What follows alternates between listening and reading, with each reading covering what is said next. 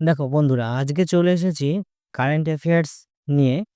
প্রতিদিনের মতন 5টি করে কারেন্ট অ্যাফেয়ার্স, গুরুত্বপূর্ণ কারেন্ট অ্যাফেয়ার্স নিয়ে আমি চলে আসছি। আজকে কিন্তু এমসিকিউ ফরম্যাটে নিয়ে আসিনি, আজকে এনেছি ডিটেলস ফরম্যাটে। আশা করি তোমাদের ভালো লাগবে। ভালো লাগলে ক্লাসটিকে তোমরা লাইক দেবে এবং সাবস্ক্রাইব করে আমার সাথে থাকবে। চলো শুরু করা যাক। দেখো, নাগোবা যাত্রা হলো তেলেঙ্গানার কেলাসপুর গ্রামে গোন্ড আদিবাসীদের মেসরাম গোষ্ঠী দ্বারা একটি উদযাপিত গুরুত্বপূর্ণ উৎসব। ছবিটি তোমরা দেখতে পাচ্ছ, এটি হচ্ছে নাগোবা যাত্রা উৎসব। কোন গোষ্ঠী এইটিকে পালন করেছে? এটি হচ্ছে গোন্ড আদিবাসীরা এটিকে পালন করেছে। এটি ভারতের দ্বিতীয় বৃহত্তম আদিবাসী মেলা হিসাবে পরিচিত। মহারাষ্ট্র, ছত্তিশগড়, মধ্যপ্রদেশ থেকে বিভিন্ন রাজ্য থেকে এই যাত্রায় কিন্তু অংশগ্রহণ করে নাগোবা যাত্রা। গোন্ড সম্প্রদায়ের বা গোন্ড আদিবাসীদের একটি সাংস্কৃতিক ঐতিহ্য প্রদর্শন করে এই উৎসবটি। নাগোবা যাত্রায় সর্পদেবতা নাগোবাকে কিন্তু উৎসর্গ করে এই যাত্রাটা পালন করা হয়। ঘটনাটি আদিবাসী এবং প্রকৃতির মধ্যে যে বন্ধন সেটিকে শক্তিশালী করে। তাহলে এখান থেকে কি এমসিকিউ ফরম্যাটে প্রশ্ন আসতে পারে? নাগোবা যাত্রা সম্প্রতি কোথায় অনুষ্ঠিত হলো? তোমরা উত্তরে বলবে তেলেঙ্গানায় অনুষ্ঠিত হলো। এবং নাগোবা যাত্রা কোন সম্প্রদায়ের অনুষ্ঠান? এটি কিন্তু গোন্ড উপজাতির অনুষ্ঠান। চলো পরের ডিটেলসে দেখব। দেখো, এটিকোপাক্কা বোমালু।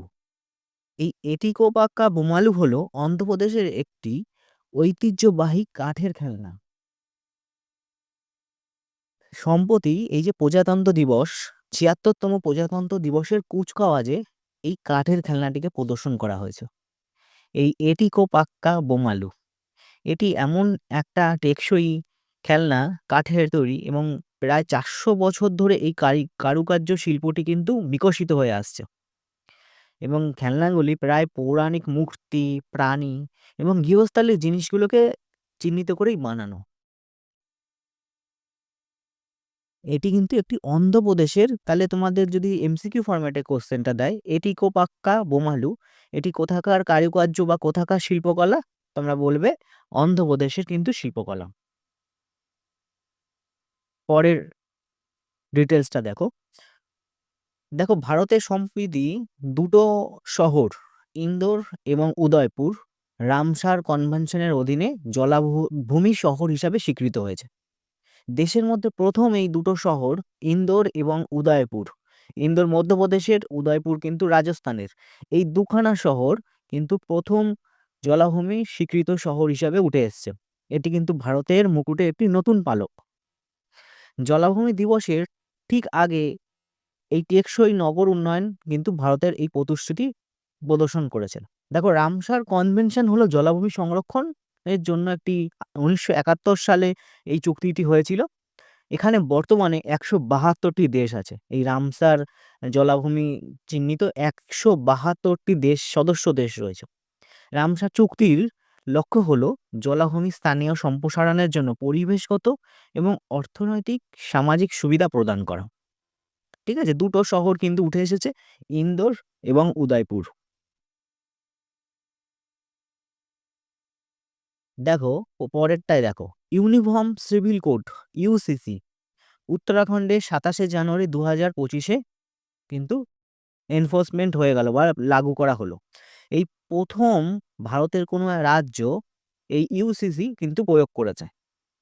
ইউনিফর্ম সিভিল কোড প্রয়োগকারী প্রথম রাজ্য কিন্তু এই উত্তরাখণ্ড। ইউসিসি কি?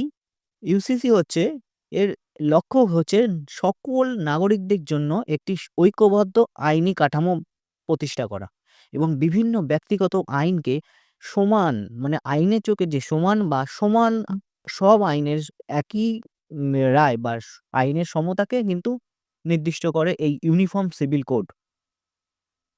এর কিছু বৈশিষ্ট্য আছে। ইউসিসি বা ইউনিফর্ম সিভিল কোড বেশ কিছু ব্যক্তিগত আইনকে মানসম্মত প্রদান করে। বিবাহের জন্য একটি অভিন্ন আইনি ব্যবস্থা কিন্তু এই ইউসিসি স্থাপন করেছে। পুরুষদের জন্য বয়স ২১ বছর, মহিলাদের জন্য ১৮ বছর নির্ধারণ করা হয়েছে। বহুবিবাহ বা হালালা প্রথা কিন্তু নিষিদ্ধ।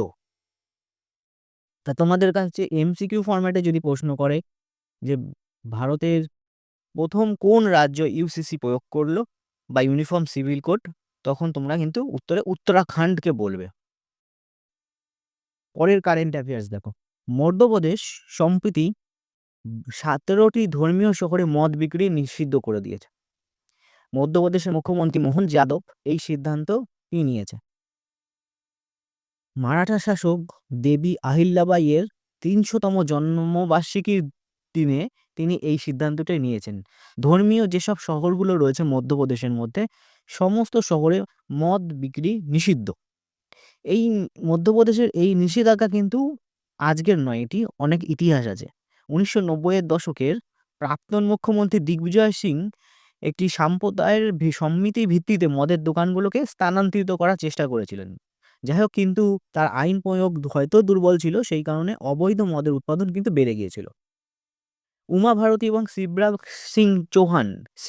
সিং চৌহানও কিন্তু এই চেষ্টাগুলো করেছেন, কিন্তু তারাও চ্যালেঞ্জের মুখোমুখি হয়েছেন।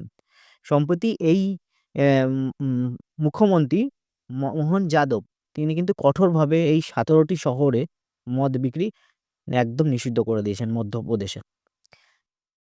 আশা করি তোমাদের এই ডিটেলস ফরম্যাটে কারেন্ট অ্যাফেয়ার্স কেমন লাগলো সেটা তোমরা জানাবে কমেন্টে। আর তোমরা কি ডিটেলস ফরম্যাটে কারেন্ট অ্যাফেয়ার্স জানতে চাও নাকি এমসিকিউ ফরম্যাটে জানতে চাও, সেটিও তোমরা কমেন্টে জানাবে। ঠিক আছে, চলো আজকের জন্য টাটা, দেখা হচ্ছে পরের ভিডিওতে।